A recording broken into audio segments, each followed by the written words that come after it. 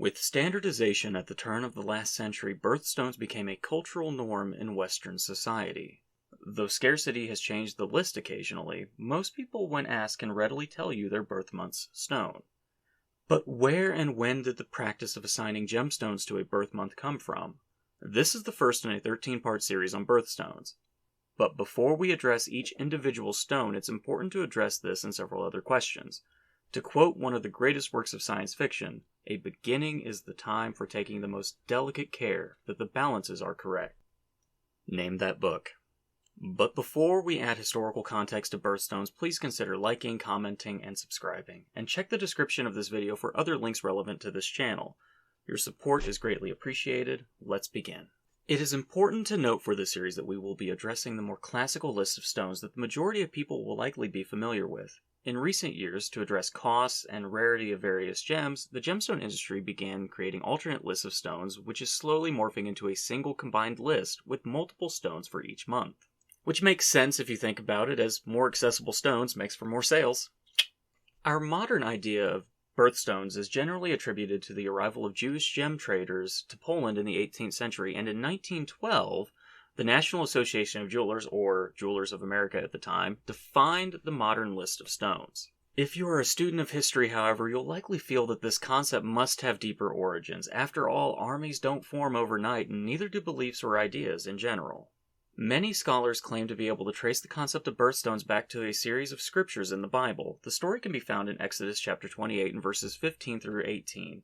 In this section, God is describing to Moses what the attire for a high priest, commonly known as the Breastplate of Aaron, would be when performing his duties. Specifically in this, a breastplate with 12 stones, symbolizing the 12 tribes of Israel, is meant to be worn as a memorial before the Eternal. Each gem was to be engraved with the name of a corresponding tribe. On a surface level, there are things that can be connected. There are 12 months to a year in the Hebrew calendar, and 12 tribes of Israel. Makes sense? However, this is where the connection seems to end. In context, any association with birth months would be an extreme stretch, and I posit that this is not the true origin of the modern birthstone tradition. To dig even deeper, though, we need to examine the earliest associations of birthstones with the Breastplate of Aaron. The earliest scholar known to have asserted that a birthstone tradition of some kind was associated with the Breastplate of Aaron was a man named Flavius Josephus, or Flavius.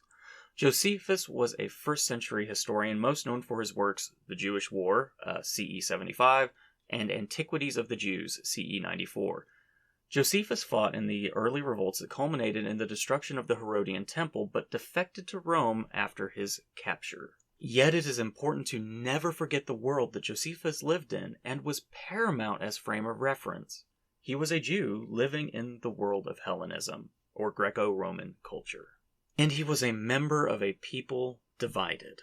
It's said that before the temple in Jerusalem fell that there were over 24 sects of Judaism competing for dominance, that were completely different from the Judaism we see today. The Judaism of the rabbis that we see in the modern world is a distinct product of the post-temple Hellenistic world, but the roots go far, far further into the past.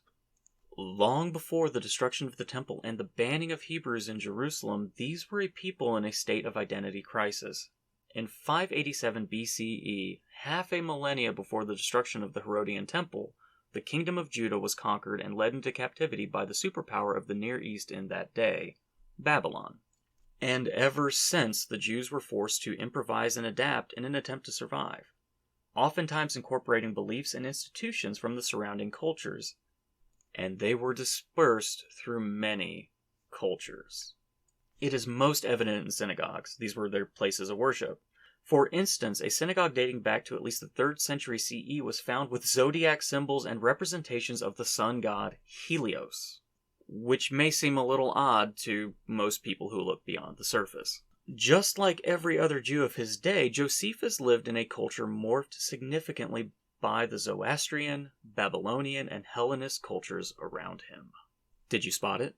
The thread that we're going to tug on to unravel this mystery? We've already gently tugged at the most promising strand linking Josephus' assertion to the likely truth: astrology and Babylon. It seems that the Jews of his day, before and after as well, would often try to parallel their culture to its peers. This is especially evident when paralleling the origins of the Passover Seder with its counterpart, the Greek Symposium. The biggest difference between the two is a distinct lack of debauchery in one of them. I'll let you guess which one. I'll give you a hint. Flute girls did not play the flute. As stated before, though, there have been late BCE and early CE synagogues found with interesting symbolism of the surrounding cultures, including but not limited to astrological symbolism. The Chaldeans, or Babylonians, created the first organized form of astrology that we are aware of, as early as the 1800s BCE, though there is some evidence that a similar practice may have existed as far back as the 3rd millennium BCE. As also stated earlier, the Babylonians conquered Judah, and with many Jews living in Babylon, or their successors' territories for centuries, the recipe for a little astrology to work its way into at least a portion of Jewish culture and transmigrate thousands of years into the future to Jewish gem traders in Poland is entirely plausible. It's also important to note that the Hellenistic world of the 1st century CE also absorbed much of the religious practices around them. For instance, Egyptian symbology has been found in the ruins of Pompeii. Even in the Greco-Roman world, Babylonian influence was likely still around. And when I say likely, it absolutely was. So how did birthstones originate? It seems that gemstones were associated to zodiac signs, and that distinctly Chaldean or Babylonian practice still exists today. The Babylonians believed that celestial bodies, like the sun, moon, and what we call Jupiter today, etc., were their gods. They also assigned various jewels to those gods and believed that if you wore an assigned gem, while said celestial body was prominent, that you would receive power from said god through the stone. This practice effectively gave rise to the zodiac birthstone chart, taking into account the celestial sign present at the time of one's birth and a person wearing that stone to receive power.